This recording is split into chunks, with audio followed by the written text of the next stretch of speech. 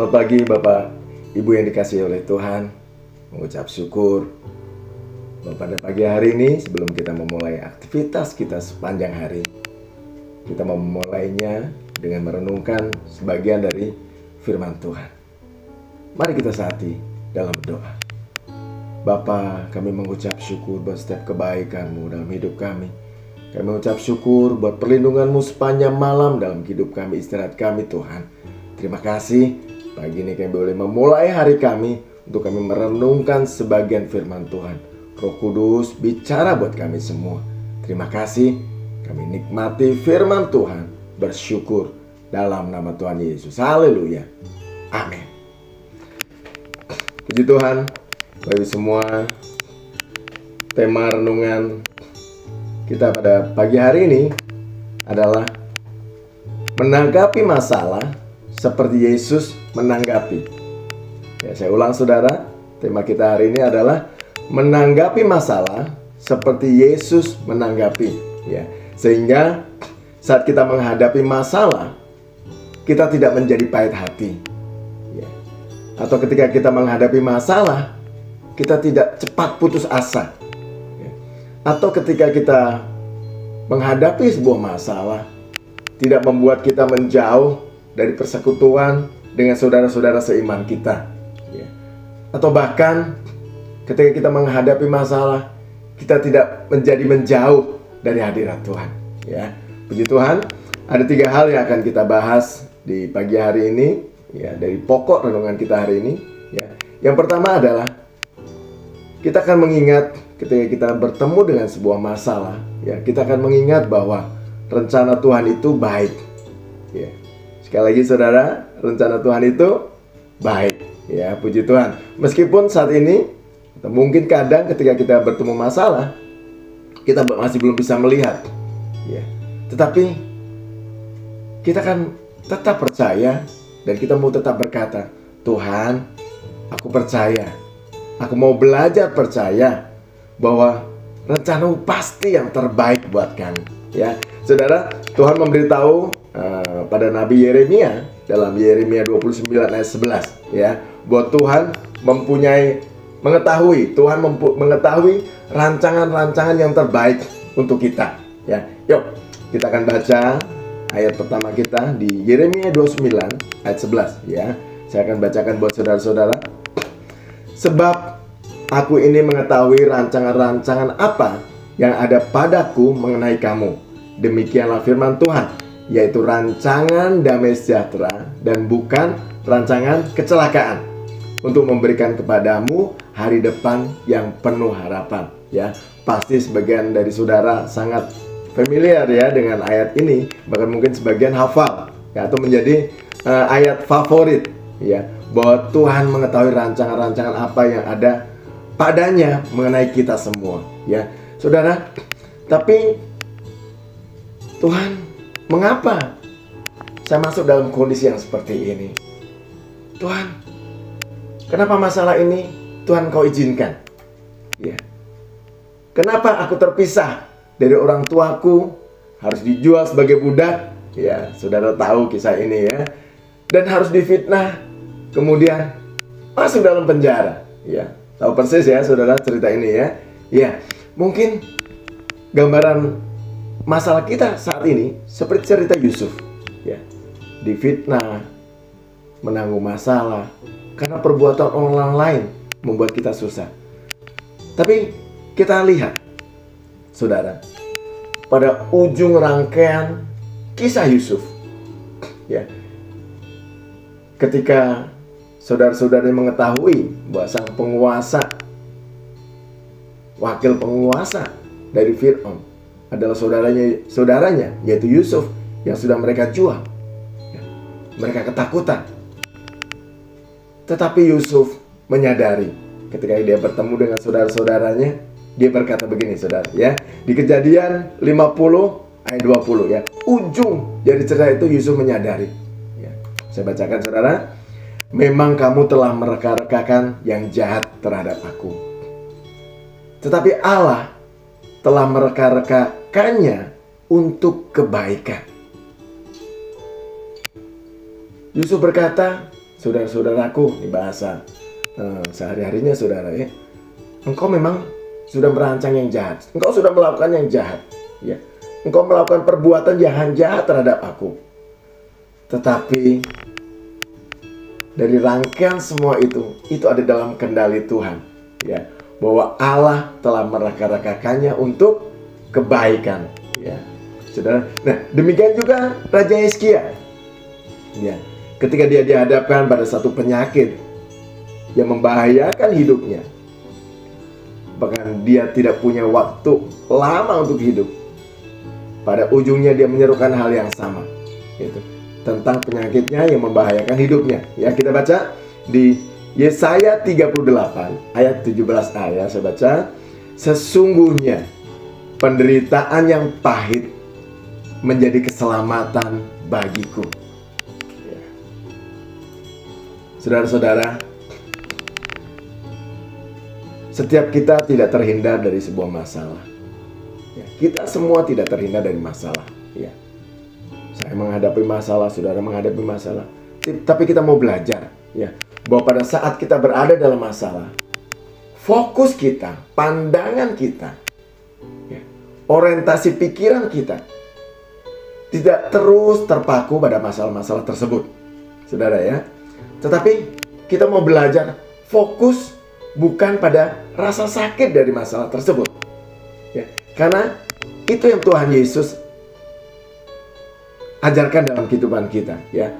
Ketika Tuhan Yesus ada dalam kayu salib, ketika dia harus memikul salib itu, fokus dia bukan pada rasa sakit di kayu salib itu, saudara. Tetapi Tuhan Yesus berfokus, inilah dia harus lakukan, ya, sebagai bukti kasih Allah terhadap kehidupan kita, untuk menebus kehidupan kita. Dan kita akan mengikuti teladan dari Tuhan Yesus itu, saudara. Ya. Coba kita baca Ibrani 12 ayat 2, ya, teladan Tuhan Yesus. Ibrani 12 ayat 2. Saya bacakan, saudara. Marilah kita melakukannya dengan mata yang tertuju kepada Yesus, yang memimpin kita dalam iman dan yang membawa iman kita itu kepada kesempurnaan. Ya, perhatikan saudara, yang dengan mengabaikan kehinaan tekun memikul salib, ganti sukacita yang disediakan bagi dia yang sekarang duduk di sebelah kanan tahta Allah. Ya. Puji Tuhan, saudara. Jadi yang pertama, lewat renungan kita hari ini, kita mau mengingat bahwa rencana-rencana Tuhan itu baik untuk kita. Amin, saudara ya. Yang kedua, saudara, ya, tetaplah bersukacita dan bersyukur. Ya, sekali lagi, kita tidak pernah lepas dari masalah. Tapi ingatlah, saudara, ya, yang kedua, ketika kita masuk dalam masalah itu, ketika kita diizinkan Tuhan untuk menghadapi masalah, tetaplah bersukacita dan tetaplah bersyukur. Ya. Coba kita baca di 1 Tesalonika 5 ayat 18, ya. 1 Tesalonika 5 ayat 18, ya. Mengajarkan pada kita bahwa mengucap syukurlah dalam segala hal. Sekali lagi, saudara, mengucap syukurlah dalam segala hal, ya. Sebab itulah yang dikehendaki Allah dalam Kristus Yesus bagi kamu. Ya, mengucap syukur dalam segala hal. Ya, kita garis bawahi, saudara ya, dalam segala hal. Ya, Tuhan menghendaki kita untuk bersyukur kepadanya bahwa Ia akan memakai masalah kita untuk mengenapi tujuan-tujuannya. Maka mengucap syukurlah, saudara. Meskipun kita ada dalam masalah, ya. Kemudian kita juga mengucap syukur, ya, dalam segala hal. Artinya dalam hal-hal kecil kadang-kadang kita lupa mengucap syukur, saudara ya. Ya. Dalam hal-hal yang rutin sudah kita terima, kadang-kadang kita juga lupa mengucap syukur. Ya. Ada satu kisah, saudara, pada suatu siang ada seorang bapak. Bapak ini berusia 65 tahun, saudara. Ya. Dia sedang berdiri di depan loket kasir rumah sakit, ya, karena dia akan membayar biaya rumah sakit. Ya. Kenapa dia sakit? pagi-pagi, ya, pagi itu tiba-tiba bapak ini sesak nafas, saudara. Sesak nafas sehingga keluarganya menghantar dia, ke UGD. Ya, kemudian setelah menjalani perawatan dengan bantuan oksigen tentunya saudara ya, karena dia sesak nafas. Ya, setelah beberapa jam pagi itu, ya sampai siang, ternyata bapak ini tidak harus diopnam, tidak harus rawat inap saudara ya. Jadi bapak ini boleh pulang. Ya, dia tidak perlu dirawat inap. Ya, kasir memberikan notanya, Pak, ini ya Pak, total tagihannya, silakan Bapak cek ya lebih dahulu, nanti Bapak bayar. Kemudian Bapak ini melihat nominal yang harus dia bayar. Oh, 1.800.000, ya, 1.800.000, ya. Tiba-tiba Bapak, Ibu saudara semua, Bapak ini terdiam dengan tetap memegang nota ini. Tiba-tiba dia meneteskan air mata, saudara. Dia menghela nafas dan dia meneteskan air mata. Petugas loket terkejut, saudara ya. Kok bapak ini kenapa? Kok tiba-tiba menangis? Ya. Pak, bapak kenapa Pak? Kata petugas loket, saudara ya. Maaf Pak, apa Bapak tidak punya uang untuk membayar tagihan tersebut? Maaf Pak.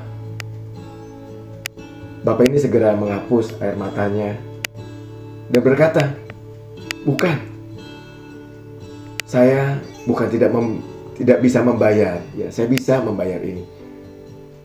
Hanya setelah 65 tahun hidup saya, hari ini baru saya menyadari. 65 tahun artinya sudah 23.000 hari lebih. Saya hari ini baru menyadari. Ya, padahal saya sudah melewati 65 tahun. Dan baru sadar hari ini. Ya, betapa berharga nafas yang Tuhan beri lewat bon ini. Ya, lewat bon ini menyadarkan saya betapa nafas ini berharga. Ya. Saudara, Badi mengatakan, kok udah 65 tahun saya tidak pernah mensyukuri nafas ini. Ya. Saudara, kadang kita mengucap syukur kadang cuma pada hal-hal yang besar yang kita peroleh, ya. Tetapi pada hal-hal yang kecil yang karena itu rutin sudah kita terima, Tuhan sudah berikan buat kita, ya. Kadang-kadang kita lupa untuk mengucap syukur, saudara. Ya. Karena itu, saudara, kita mau mengatakan, Tuhan, terima kasih. Ya. Hal-hal yang kecil. Ketika kita bangun pagi, kita melihat istri kita, suami kita, anak-anak kita, saudara. Itu sudah rutin kita terima. Tuhan ada di sana. Tuhan, terima kasih buat keluarga ini. Ya, saudara ya. Demikian pun ketika kita menghadapi masalah. Kita mau mengucap syukur, ya. Karena ketika kita mengucap syukur, aliran-aliran sukacita itu akan mengalir dan memenuhi hati kita, ya. Juga pikiran kita, saudara, ya. Sehingga ketika sukacita itu mengalir dalam kehidupan kita, ya, maka Tuhan akan berikan hikmat untuk kita menghadapi masalah-masalah kita, ya. Dalam Filipi 4 ayat 4 berkata, bersukacitalah senantiasa dalam Tuhan. Ya, sekali lagi saudara, Filipi 4 ayat 4 berkata, bersukacitalah senantiasa dalam Tuhan. Ya, karena itu saudara, kita percaya bahwa di dalam keterpurukan, dalam kesakitan, dalam masalah, percayalah Tuhan menyertai kita. Karena itu bersukacitalah dan tetap mengucap syukur. Ya, poin yang terakhir saudara, yang ketiga adalah setelah pertama, kita harus mengingat bahwa rencana-rencana Tuhan itu baik buat kita, saudara. Yang kedua, bersukacita dan mengucap syukurlah selalu. Yang ketiga, menolak untuk jangan menyerah, untuk tidak menyerah. Menolak untuk kita jangan menyerah, saudara. Ya gitu ya. Ya, poin ketiga ini menolak untuk menyerah, saudara. Yuk kita baca Yakobus 1 ayat 3-4 ya. Ayat ketiga. Sebab kamu tahu bahwa ujian terhadap imanmu itu menghasilkan ketekunan. 4. Dan biarkanlah ketekunan itu memperoleh buah yang matang, supaya kamu menjadi sempurna dan utuh dan tak kekurangan suatu apapun. Jangan menyerah, saudara. Ya, apapun yang kita hadapi, percayalah Tuhan beserta dengan kita. Ya, menutup renungan kita hari ini, ya, bahwa untuk bertumbuh menjadi dewasa secara rohani, ada banyak kali Tuhan mengizinkan kita untuk masuk dalam situasi hidup yang tidak nyaman, gak enak, bahkan membingungkan, dan kelihatan tidak ada arti.